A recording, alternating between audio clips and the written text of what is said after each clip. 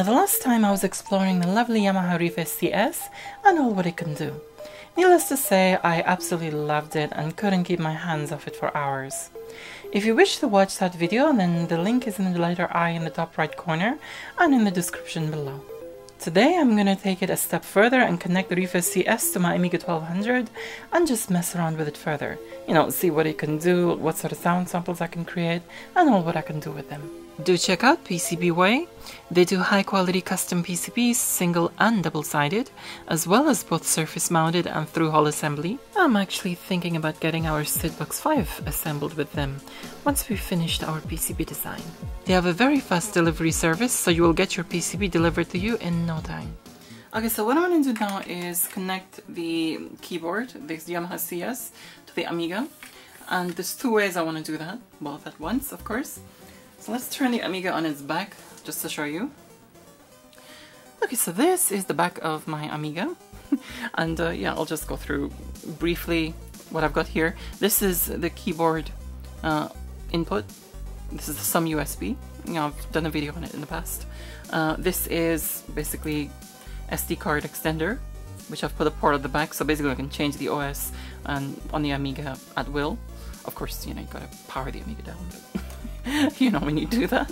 But yeah, you can just change the OS, you know, put multiple SD cards and just put whatever OS you want on there.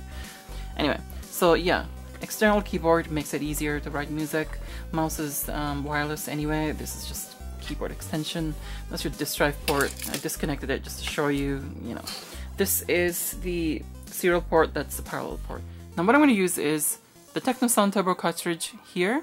And this we've had, like, you know, since back in the day, so, you know, I've been sampling, like, forever. It's nothing new to me, I've been doing this for, like, freaking decades. Basically what this is an interface which lets you connect any, you know, output, audio output to this. So this is an audio input. So you can connect your CD player, Walkman, you know, record player, whatever you want to connect to it.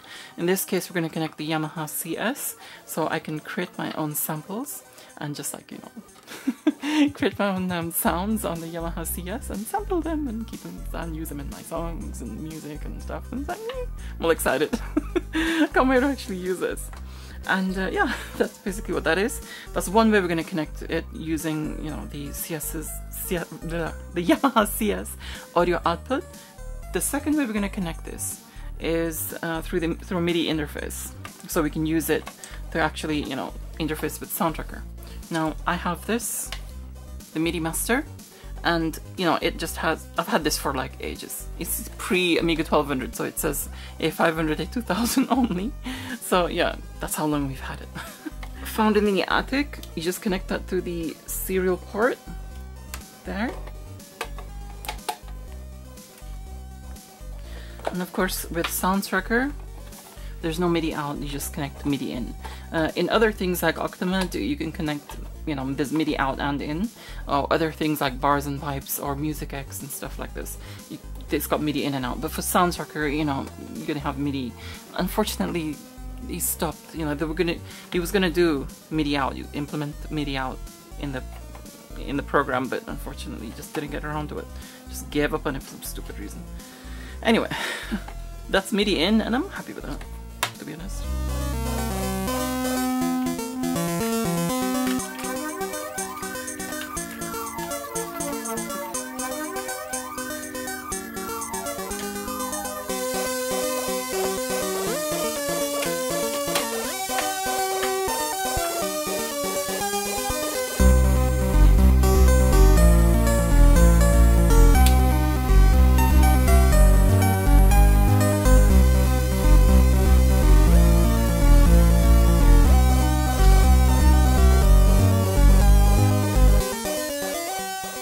From the Amiga side of things, we are now going on to the Yamaha CS side of things. Now, of course, I've powered it via the battery, so you know we don't need to connect the actual AC adapter. So firstly, let's connect the MIDI. Now we're gonna need the MIDI adapter, which, you know, the small DIN to the MIDI in and out adapter, and this you connect it to the MIDI out. So the MIDI out from the Yamaha CS is going into the MIDI in of the Amiga. So, you know, it's coming out of there, going into there. So obviously this is, it's not going to fit there. We're going to need one of these jack adapters. Make it old school. So the sound comes out of the headphones into the Amiga. It may be a little bit quiet, so you may need a little bit of an amplifier between the Yamaha CS or this. This is what I'm remembering from the Yamaha DX Reface. I'm figuring it's basically an issue with, the impedance between the output of the Yamahas and the Amiga sampler.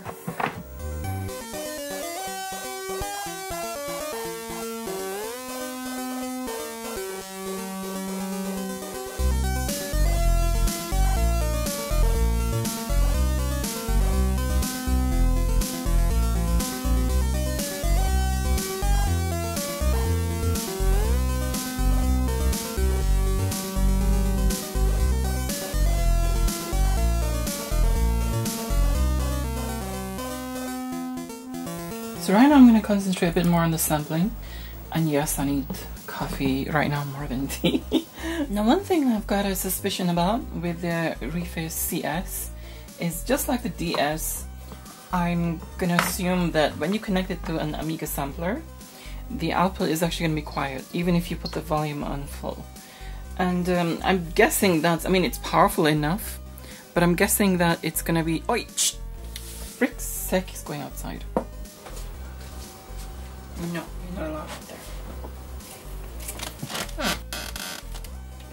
But I don't think it's to do with the power, because this is pretty powerful. When you connect it to headphones, it drives headphones, and I'm assuming the CS is the same, because they seem to be the same in this part, when it comes to the volume and the amplifier and everything. These two are, at least. I'm assuming the other two in this Reface series are also. For some reason on the Amiga, well, for some reason I say, I think it's due, impedance mismatch between this, the output of this, and the Amiga sampler. I guess this is expecting headphones or earphones or something like this. Okay, so the first thing I'm going to do is connect the Yamaha CS here directly to the Amiga's input, just to see if I'm correct, just to confirm if I'm correct when it comes to the impedance and the quietness and everything on this. The Amiga sampler. Let's go in the sound tracker, and actually, instead of loading anything else, let's just start sampling straight away. Just let's put the volume on max. So what I'm doing here is doing a loud sound to give it a bit of a chance. Bearing in mind, if you do a quiet sound or a plucky sound or whatever other than this, it's going to be quiet. Because you have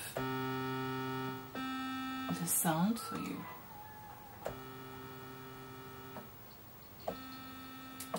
it's still clean and stuff, but let's say, for example, you want it louder, and you want to max it out. So you go to DC adjust it first, and the max volume. DC adjust again. You can see so much noise there. Yeah? Then all the noise is background noise because of just... Yeah. Okay, the sample itself is nice, but it's not clean. You can hear the buzzing in the background from that. And even if you kind of cut it out, of course it's going to still be mixed in with this. So it's not going to give the clearest of sound. It's not going to be as clean as it should be, in other words. So I'm going to try something else here, see if it works, using my mixing console, which is this thing, it's next to it. Okay, so this mixing console here has got auxiliary outputs here. They're mono and stuff, so it's a bit at first you think, why would you need them, but sometimes it's useful, like this.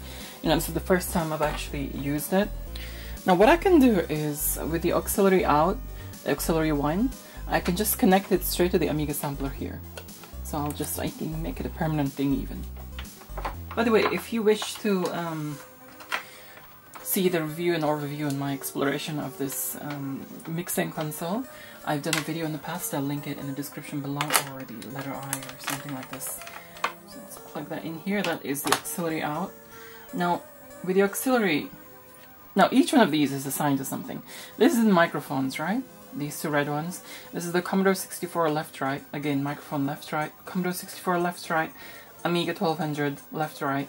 And this is, the the OSSC, I believe. This blue one here is the bandridge, the actual bandridge audio output, so it's like all of the things that are connected to that. This black one here is just an input that's like flying around. I can connect it to anything I want, whether it's mini disc, cassette, or in this case, the Yamaha CS Reface. I'm going to connect it to this. So what you can do here is choose which input. Now, the auxiliary output are this row here, and they're all set to, of course, 0. So none of them are going into the auxiliary output. But you can choose which one of these. So in this case, the actual input here, which is this, I can choose this to go into the auxiliary as well as, the other outputs. So this auxiliary will go straight into the Amiga sampler. It's connected permanently now. And I can control the volume here. It'll obviously amplify it, sort out the impedance and everything, match the impedance right. And, it'll just be an output. So let's give this a go. See, I've never tried this before, so hopefully I haven't just been waffling on about nothing all this time. So let's just give this a go and see if it works really well or not. I'm figuring that it'll work well.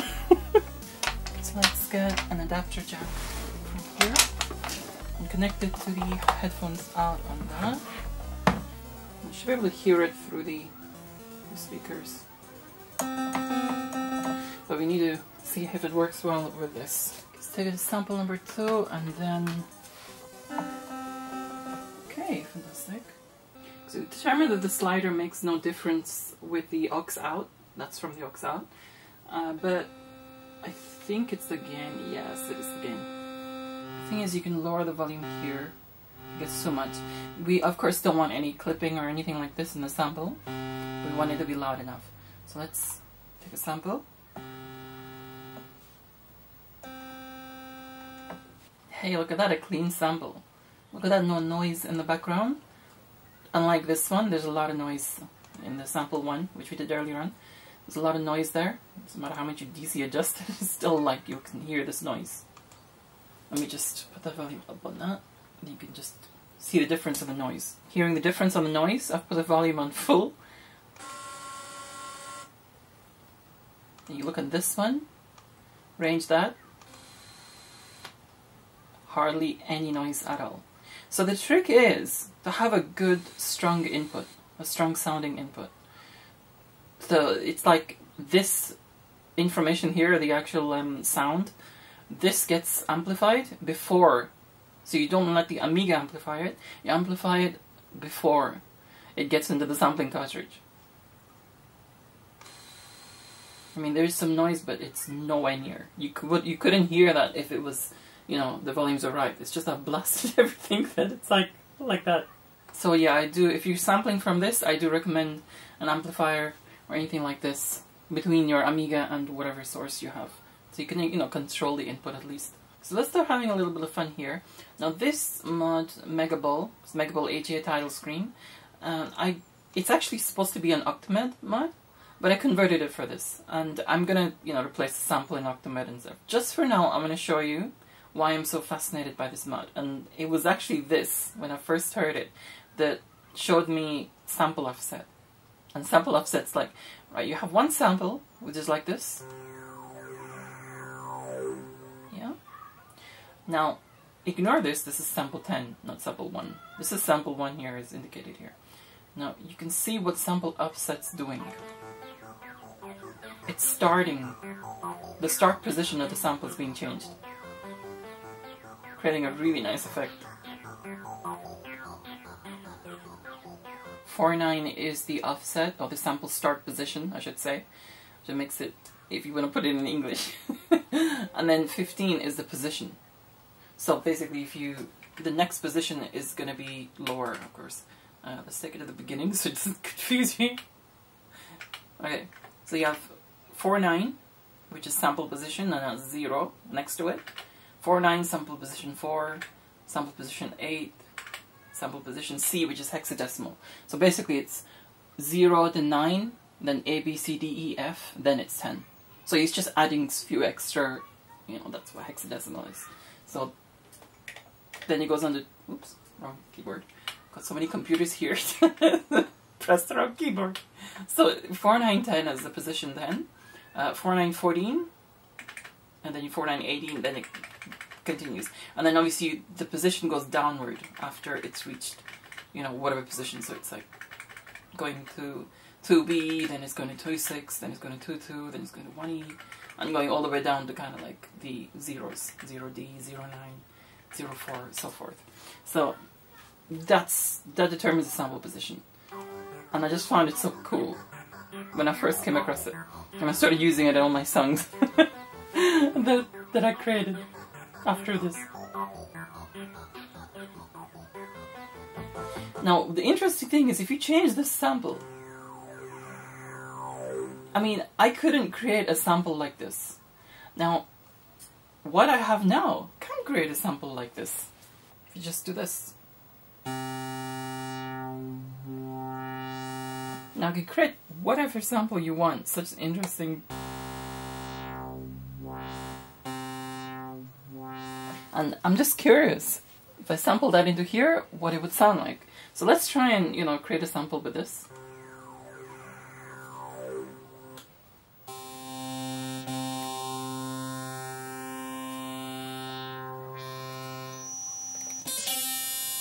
Why does that give me the sound of Mega Drive version of Prince of Persia?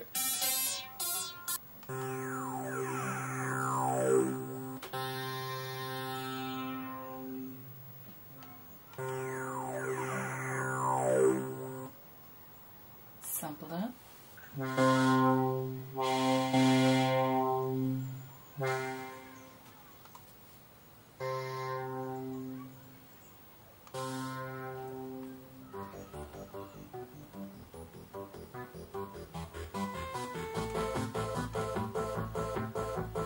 See what I mean? It's kind of interesting. You can just change it and play around with it, make whatever sound you want and do that. What I'm going to do is load this up in Octamed. Yeah, I don't want to thingy. Load it up in Octamed. Octamed 5 because I've used it most, even though I don't like the Intuition Workbench. People have just, you know, one person I remember getting aggressive almost, saying that, oh, if it's not into Workbench Intuition, then it's absolute rubbish. It's absolute, you know, there's no point using it, it's just blah blah blah. And I was just like, no, I prefer Sound Tracker. Sorry, I'm not going to just use it just because you say so. But yeah, I mean, I don't get on with, I mean, I do know that Octamed it's actually superior to Sound Tracker because it's got so many more features.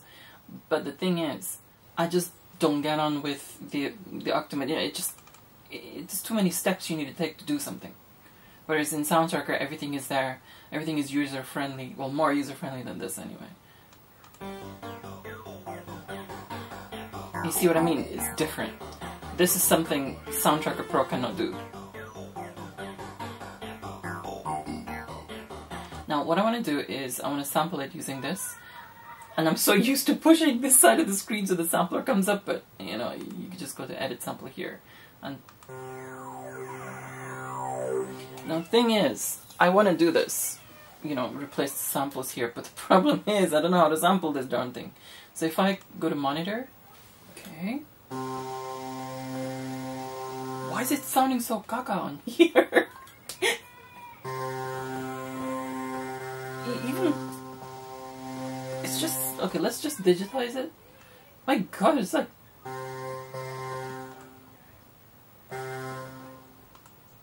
do that and then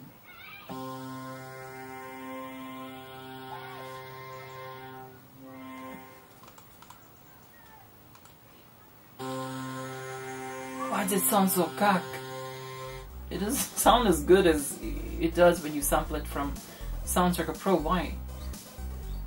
I'm pretty sure this is more advanced than Sound Tracker Pro, so I don't know, I don't understand why. What I'm gonna do is, yeah, as I originally planned, sample them all in Sound Tracker Pro and then just kind of like then load the samples into Octamed.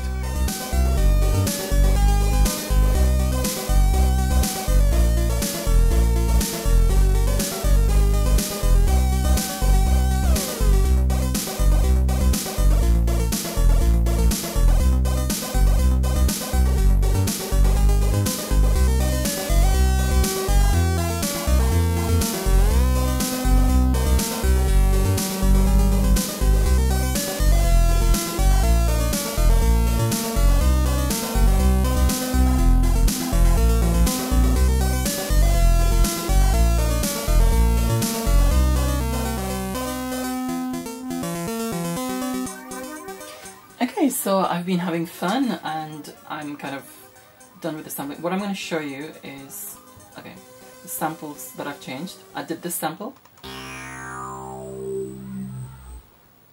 And that was changing the other one. Next sample, oh, I hit this. You have to...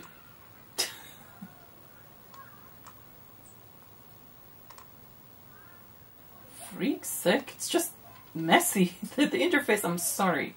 I do like Octamed, I think it's brilliant, but the interface is freaking messy.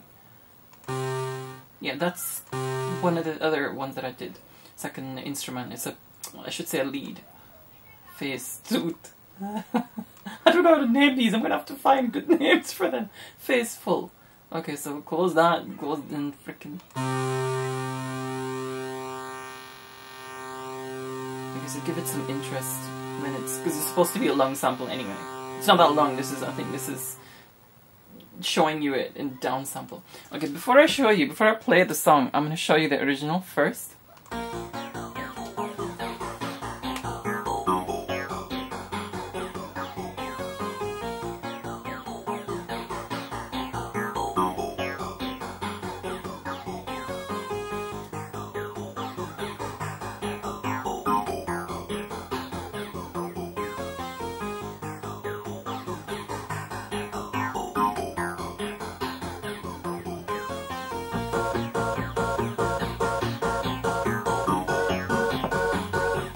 One which I did the samples from the CS, as I said, it's just the main sample and two of the lead samples. So let's see what this sounds like. Ooh, nice and clean. Quite interesting.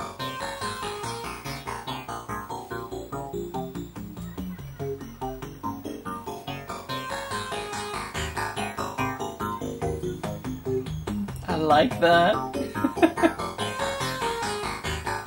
And yes, I kept it a surprise to myself also.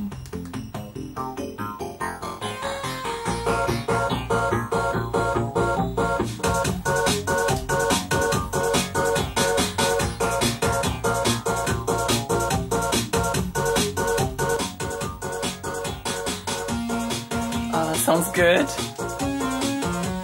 The lead.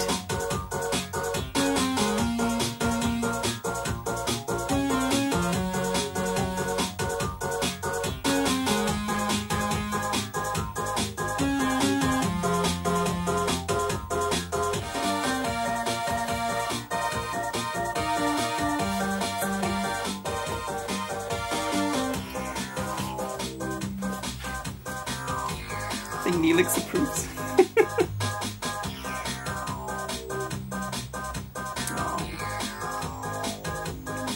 He's just trying to get down.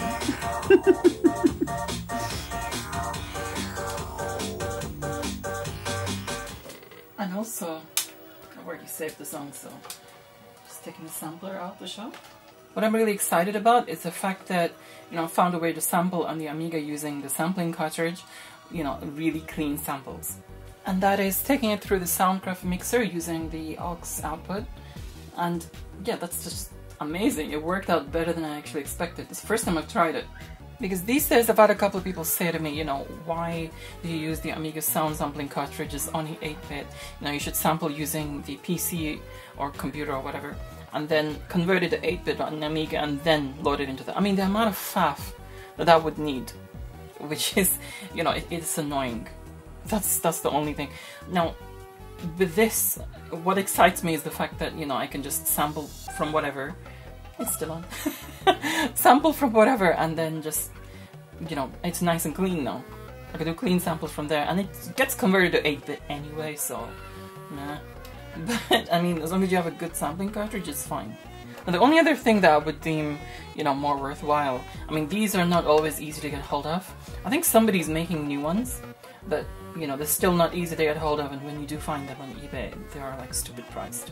But the SID box here, I mean, this is the old SID, the original SID box now, 4.3, and this thing, you know, has a portable Amiga sampler. It can be a portable Amiga sampler, one of the things. But we are actually in the process of making a new SID box 5, which will have, you know, be much better than this, better CPU and everything, more features. And yeah, I actually kind of wait for it to start materializing. And it's beginning to now as a prototype.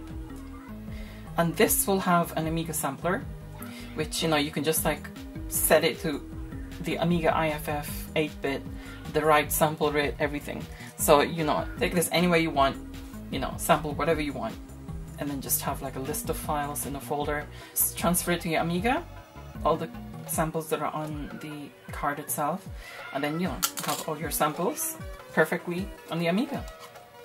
So that's the only thing, but this is obviously not out yet. We're still working on it, on the new one, just to make it like really much better. This is the older one we were just about to release, but then of course iGen came in, didn't I? It's like I'm the curse and the blessing of the project, I guess.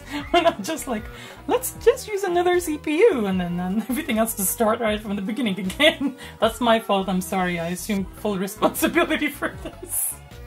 But yeah, it's looking good. The new one is looking good, so I hope you can, you know, wait a little bit longer for this. As I said, more information on the SID-box, link in the description below. Now, if you are curious about the music that I've just been playing,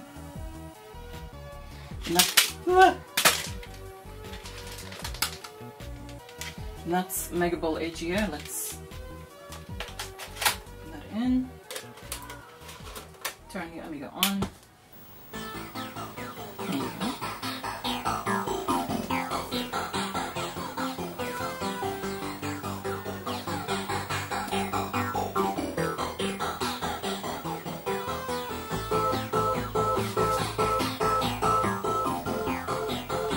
Okay, so let's now wind down a little bit towards the end with one of my earlier songs, I think from 1998.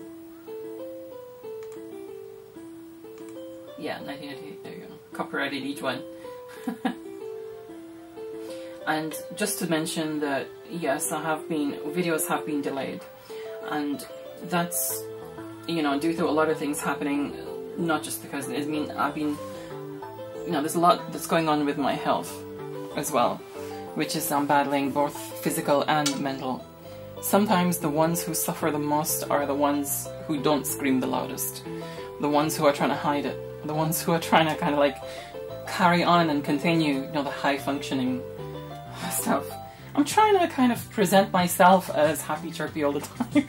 But, you know, of course the reality of things is that no one is. No one is happy, chirpy all the time, but we just do the best we can. And, yeah, sometimes I may miss a week or two of videos, and there's always a good reason why, because my base instinct is to kind of share with everybody, you know, the things that I do, the things that I enjoy, and that's all life is to me. I don't care about winning or losing or being the most popular or whatever else. So as I said, you know, please do excuse me for, you know, missing out things. I'm still here. I'm still trying my best to kind of like keep the flow of videos coming. I may miss one or two, so forth, you know, but I'm still here. And unless I specifically say that I'm gonna stop making videos, I'm not gonna stop making videos, if you know what I mean. So yeah, please do bear with me, have patience with me, because I'm still here, you know, just... I face problems just like many others, you know. Instead, I'm not in competition with anybody. I really do not care who gets the most views, who gets the most subs. I'm all heart, you know. My aim is to just share with you what I do, the things that I enjoy doing, and those of you who respond positively, fine, you know. I'm not into making my videos the most professional way or the most fanciest way. Actually, I edit my videos in the way of art form. I'm into photography, I'm into like videography, do you call it? I don't know. I'm into music, I'm into so many things, and it's just like, life is short. Why not just share it? You know, a lot of people have said to me, you know, that my videos cheer them up, they give them a sense of warmth, and you have absolutely no idea how amazing that feels. It just feels like I'm doing something worthwhile then. And those are the comments that count to me. You know, really, I really appreciate your kind words for this. As I said, sometimes those who are suffering are not the ones screaming out loud that I'm suffering. Hey, look at me, I'm in depression. Look at me. A lot of the times, those who seem the happiest are the ones who are suffering the most. And, you know, I do suffer from anxiety and depression, but it's high functioning to a certain extent. You know, I do my best until, you know, until it's come to a point where it's just sometimes gets too much. So I can't be in the mode to create videos, you know, because sometimes I have to be happy and cheery and stuff, and I don't want to fake that. In fact, I cannot fake it, even if I tried. I would rather be genuine and happy, because I'm not a good liar. I'm not a good faker.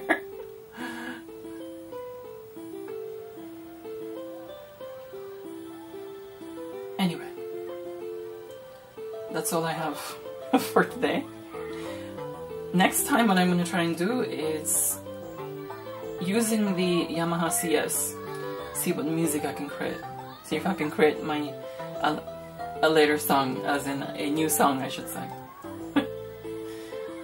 Kind of looking forward to that, to be honest. Anyway, thanks so much for your likes, as always. Thanks so much for your support, as always. Thank you so much for everything, all your lovely comments, all your kind words, all your great feelings.